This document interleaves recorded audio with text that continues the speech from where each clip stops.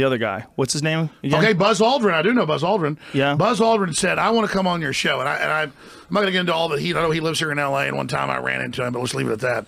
And he said, I want to come on your show. And I said, all right, well, come on. And it's the only interview he said it. And he goes, I'm going to tell you, Alex, and your audience alone. He said, there is an obelisk, just like 2001. It's on the moon of Mars, the sole moon, and it's sending a transmission. And it's all real, and it's all Egypt, and there's aliens and everything else. And it's the only time he ever said it. What? Who said that? Yeah. Who said that? Is there a clip of that? Yeah, Buzz pull Aldrin. it up. Pull up Buzz Aldrin. Pull that There's a up clip of that? immediately. Dude, it was on like ABC Immediately. Nightly News the next day. So Let Buzz me see that Do you shit. think he was That was fucking with you? ridiculous. Do you think he's fucking with you? No, he was real. Seems a feisty fella. I can't tell you the whole story. I think he's full of shit. Why do you think he's full of shit? What if it's think true? that- Can you imagine if there is an obelisk on Mars? But what do you think this is? I mean, tell me what your gut, or as a person, a doctor who studies this, what does this look like to you? It's a big, tall rock. Now, I can say it looks like maybe a crude construction device by some creatures who practiced on Phobos and then landed in Egypt and built the pyramids. I don't really believe that, but some people are liable to think that. Well, I'm looking at it. It's got what looks like really clean-cut edges, and it's got a smooth top. And I never even cover this stuff, Mr. Aldrin. Buzz Aldrin on the phone with us here from California. This is just amazing to have you and others talking about it.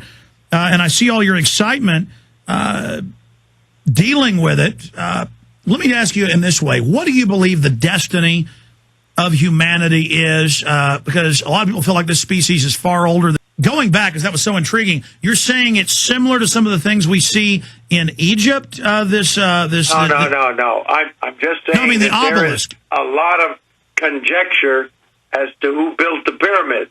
No, I understand, I'm but pretty well convinced that they were slaves that were conned into building this edifice for the pharaohs, yeah.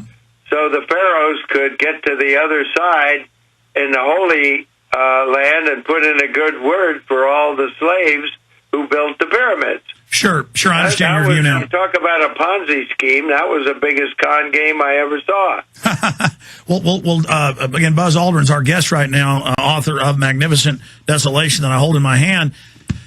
What I'm getting at is this, and I respect you and I appreciate you coming on the show. I know we have advanced technologies. I know we have incredible men and women. I know we have amazing can-do spirit. We also know that there are a lot of secret military programs, a lot of advanced technology. We see astronauts hinting at it, hinting at knowing about things. And this is not even a UFO show. We just see other astronauts that say they've seen things out there. We've seen video from the space shuttle of things flying around. I was just wondering your view on life in the solar system outside Earth. We have zero evidence of any life in our solar system other than that which we can observe here on Earth. And I think the distances involved to even the closest star, having written a detailed science fiction story about another civilization from Alpha Centauri that had compelling reasons to advance their technology and to visit the Earth, they failed in their efforts to do that for logical reasons. But I don't believe they exist there on Alpha Centauri, nor do I believe they exist on other places. Sure, it's hypothetical. I've always wanted... A good story, but I believe the distances involved make it extremely improbable for any advanced life forms to be very close and within reach for star travelers from Earth for thousands and thousands of years. However, what about fold space? What about however, millions of years, I believe that certainly creatures from Earth could have the technology to visit the closest star, Alpha Centauri, and other stars, if we have a good reason to do that.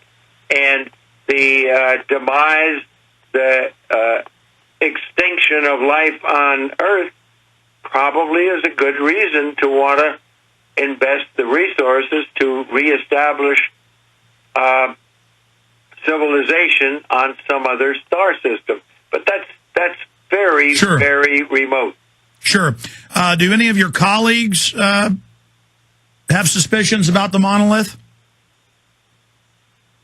Well, I've asked them to try and be interested and support the things that I've been doing, and there's very little response. There's one that didn't fly to the moon, and some others who are shuttle people who are certainly interested in helping me advance progress of human spaceflight. This has gotten a lot of attention lately. What do you think of the people that mistrust the government and the system so much that they say you guys couldn't have gone to the Van Allen radiation belt and that it was all a Stanley Kubrick film production? Well, I think they are self-serving individuals looking for attention, preying on gullible people, and they wouldn't exist if it were not for the gullible people who also like to encourage thinking about unrealistic, unsubstantiated things and titillate the public. Yeah. And that includes all sorts of people. I hate to say it, but it includes yourself. But I sure understand that's humanity. That's the way we operate.